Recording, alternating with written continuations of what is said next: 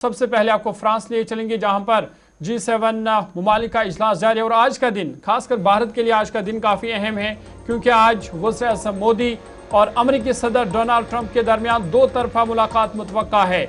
इस मुलाकात में मौजूदा सूरत हाल, अबनाए हॉर्मुज़ से लेकर जो भारत और अमेरिका के दरमियान तजारती माहिदा है, उस पर बातचीत हो सकती है। मगरबी एशिया की ताज़ा तरीन सूरत हाल से लेकर भारत अमेरिका तवानाई शराकत दारी पर इस अहम इजलास में गौर होगा।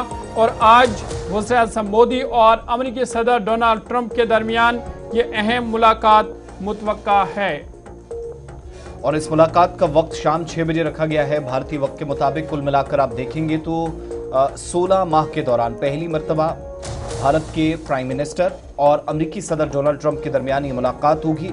और ये ऐसा पहला मौका होगा कि एक तवील मुद्दत के बाद, जब से ये जिम्मेदारी वज़ीर-ए-आज़म को मिली या वज़ीर-ए-आज़म ने 12 साल हुकूमत में मुकम्मल किए, तब से लेकर अब तक, प्लस दूसरी साइड इस बात पर भी नज़र कि क्या अमेरिका और भारत उतार चढ़ाव या तलखियां रिश्तों में रहीं, उसके बावजूद भी मुलाकात कर रहे हैं, इसके नतीजे क्या निकलेंगे। ये तो एक वो मंच है जो G7 इजलास है, जिसमें भारत ने भी शिरकत की। लेकिन G7 ममालिक में जो पहले G8 हुआ करता था, 1975 में शुरुआत हुई, 76 में कनाडा भी शामिल हुआ, 1998 में रूस भी शामिल हुआ, फिर G8 इसको बना दिया गया। फिर वक्त गुजरने के साथ साथ 2014 में एक और फैसला हुआ, यूक्रेन के खार्किव रीजन पर जब कब्जा होता है, तो उस वक्त यूक्रेन के खिलाफ होने वाली इस कार्रवाई पर इस सारे ग्रुप से, जिसको G8 का नाम दिया गया था, रूस को निकाल दिया गया। अब G7 का मुल्क कहलाते हैं यहाँ, जिसमें फ्रांस, इटली, जर्मनी समेत अमेरिका की शिरकत होती है। लेकिन जो पार्टनर्स ममालिक है, दोस्त ममालिक हैं, उनको भी बुलाया जाता है। तो वज़ीर-ए-आज़म को बुलाया गया था। बड़ी बात यह है कि आज इस मुलाकात को 16 महीनों के दौरान आप होते हुए देखे थे। जब इक़्तिदार वापस अमेरिकी सदर ने संभाला था, तो उस वक्त भारत के प्राइम मिनिस्टर की तरफ से वज़ीर-ए-आज़म मोदी की जानिब से, उस वक्त हमें याद है, एक्स पर पोस्ट किया गया था, मुबारकबाद दी गई थी। उसके बाद टेलीफोनिक कन्वर्सेशन कई बार होती रही है।